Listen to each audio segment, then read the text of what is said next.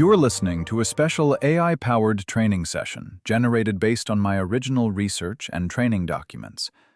While the voices you are about to hear are AI-generated, the insights come directly from my verified material. Welcome to the Epoch Zero Show. Today we are unpacking Module 1.5.2, Global AI Ecosystem Beyond the United States, 2024-2026. For the applied AI leader, a US-centric view of the world is no longer an outdated perspective. It is a strategic liability. The assumption of American technological singularity is an illusion. A new, multipolar reality has arrived. Our analysis today is structured by a strategic imperative. We will cover China's efficiency engine, Europe's sovereign citadel, the Middle East's capital accelerator, then the applied niche specialists, finally, your strategic mandate. We begin in China. Their strategy is not to replicate the American model of scaling with raw compute. Instead, they focus on architectural innovation. They are weaponizing algorithmic efficiency. This marks a fundamental philosophical divide. The U.S. approach is defined by massive capital investment in compute. China, facing hardware restrictions, has pivoted.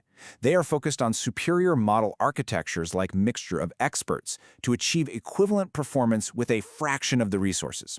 This is a critical distinction.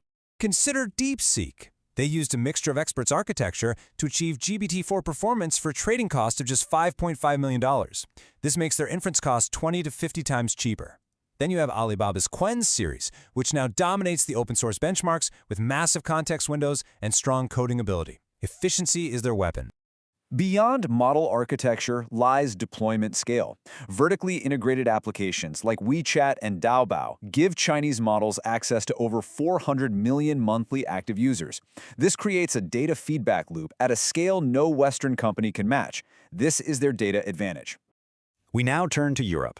Here, the strategy is driven by a different imperative entirely. It is a legal and political need for control over data. Their ecosystem is a fortress of compliance. The central concept is data sovereignty. This principle, codified in the EU AI Act and GDPR, means data is subject to local law. For any leader deploying in Europe, the technical implications are profound. This principle shapes everything. This brings us to Mistral in France. Their strategy is powerful open-weight models. This allows European enterprises to download and run these models on their own infrastructure. They bypass US cloud providers entirely. Data never leaves the continent. This is technical independence. Contrast this with Aleph Alpha in Germany. Their focus is B2B, specifically government and risk-averse corporate clients. They specialize in explainability and on-premise security. For them, running AI inside a secure, private data center is the primary value proposition. This is security by design. Now, the Middle East. Here, the strategic asset is not code or compliance, it is capital. Sovereign wealth is being converted into a global compute advantage at staggering speed and scale. They are buying their seat at the table. The scale of investment is difficult to comprehend. In 2025 alone, Middle Eastern sovereign wealth funds will deploy over $66 billion into AI. That is more than 5 times the total funding OpenAI has raised to date. They are building AI factories. The strategy is methodical. First, deploy sovereign capital. Second, build the infrastructure. We're talking 500 megawatt plus facilities. Third, attract global talent. And fourth, develop their own sovereign models. This is a direct conversion of oil to AI. This is not just about geopolitical ambition. There is a technical and market necessity. English-centric tokenizers are notoriously inefficient for the Arabic language. Developing native models like JS and Alam is essential to serve over 400 million speakers. This is a market imperative. Finally, we examine the specialists. These players are not competing on general intelligence. They are strategically choosing to dominate specific, high-value technical verticals. They are winning by not competing head-on. Israel's ecosystem is defined by applied AI. It is a deep focus on solving specific, real-world problems.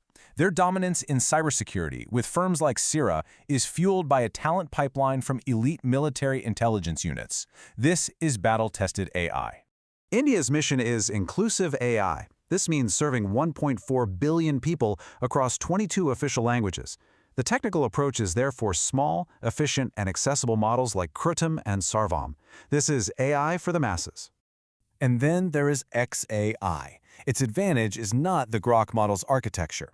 Its true differentiator is real-time data access via the X platform.